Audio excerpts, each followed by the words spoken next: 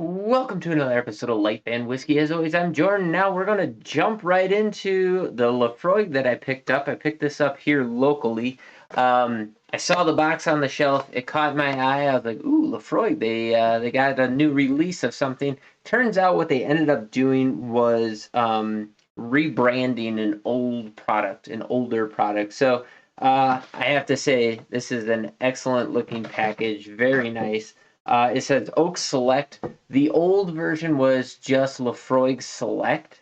So when I read Oak Select, I thought that it was something different. It turns out that that's what they're kind of rebranding it as. It also says Cask Collection. So now they're starting to do. So they got an oak cask. I think there's a sherry cask. They're taking releases that they have had in the past, like the Laphroaig Lore and I think the Sherry Cask and a bunch of other ones, and they're giving them some new titles, slightly different titles. And so, hey, yay on them. I mean, their marketing worked on me. I thought I was getting something different, but this is ringing in at, is it 40%? Boy, can't really read it. I got itty bitty little writing, and with the dim lights I have down here, it's hard to read stuff, but I'm pretty sure that's 40. There we go. Big 80 proof, 40%. So they claim that, this is their most easy drinking version that they have of Laphroaig, where it's not hitting as hard. It says selecting 5 different casks across a range of ages. They're married together to reach a mellow balance of flavors that opens up the world of Laphroaig for every drinker. So they're saying that this is not as heavy peat and harsh, but is lighter in flavor but still endowed. Yeah, so that's what this is supposed to be. Our most laid back expression. Well, I don't know. I think that's just a way for saying that it's proof down and not as peaty. But you know what? That's okay. Not everything has to be a smoke bomb. Now, when you think of Laphroaig, hopefully you're thinking savory meats, smoked bacon, iodine. Those are typically flavors and notes that come forward in a Laphroaig for me. And I really do appreciate it. Like the standard Laphroaig 10 is just a great, easy drinking expression.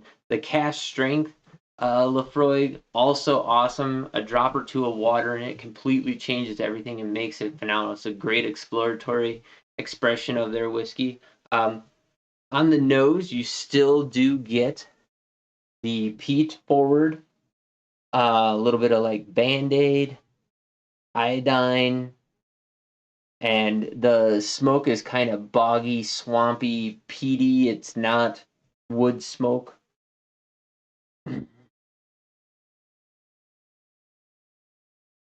There's almost the air of a little bit of like that ammonia of like manure in there, but in a pleasant way, not in a like turn your nose up and run kind of way.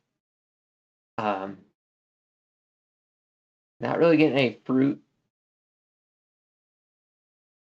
I would say is dominated by the peat on the nose for sure, and all the different aspects of the peat that's hitting it. Not really getting a ton of other distinguished individual notes out of it. So let's hit the flavor here. Up front, a little bit of charcoaly ash. Moves into a sweet honeyed middle, a little bit of vanilla. Back into a slight bit of oak tannin, and more back into the char with a sugary sweet vanilla that's kind of pushing forward through that the end of that finish.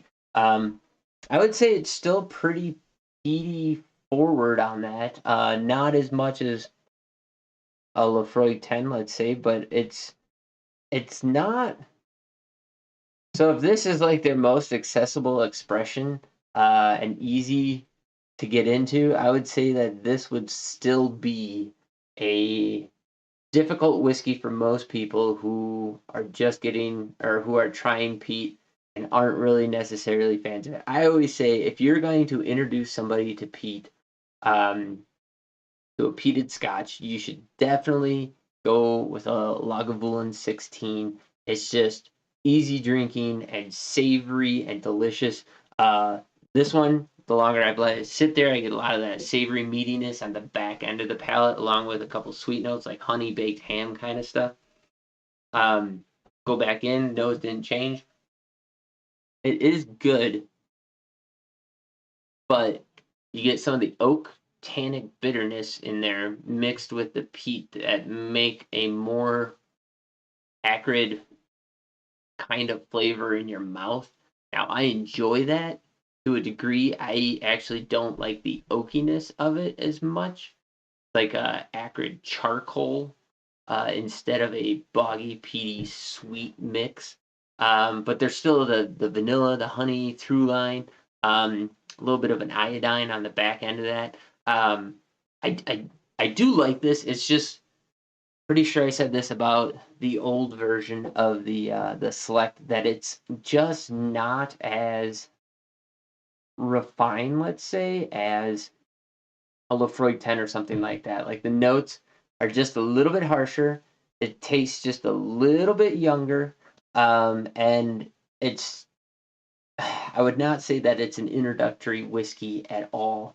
I think if somebody drinks this, they're going to be probably turned off of peated Scotch. I would say that they would be much better off just trying a standard Laphroaig 10.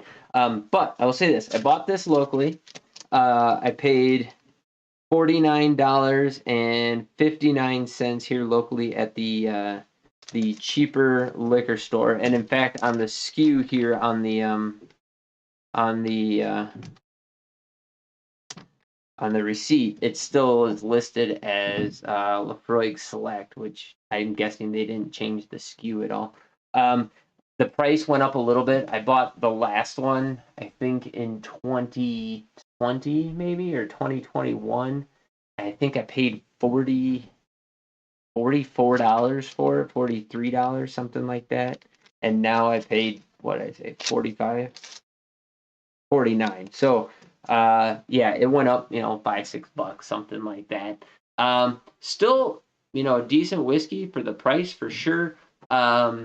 I think that you would probably be better off for the money getting one of those McClellans Isla versions. Again, it's young whiskey. It's only 3 years old, I do believe. However, it has the peat. It's easy to drink, and at the price point, I mean, you can get a 175 for like $38. So that's something to consider for sure. You all know I'm a big fan of that. But it's not a bad way to go. I just don't think it's their best foot forward necessarily. They can do better. But it's still enjoyable to drink for sure. I just don't agree that it is necessarily what they claim it to be. And since I have you here, we'll just quickly read through their what it says. Let's see. The flavor profile says a subtle blend of peat, reek. I don't even know what that means. Glowing embers of oak and a lasting sweetness. Now, I'll agree with that. Let's see here. We begin the maturation in ex-bourbon casks, eventually drawing portions destined for four characterful casks.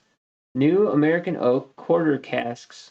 American oak, quarter casks, PX casks, and European Oloroso casks. Finally, we married these distinctive liquids together to create a whiskey that is easy to enjoy, but with a complexity that delights.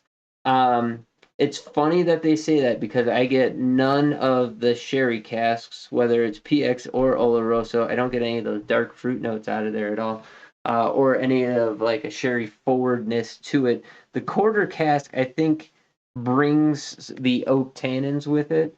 And then the new American oak, that'll bring some of that vanilla with it as well.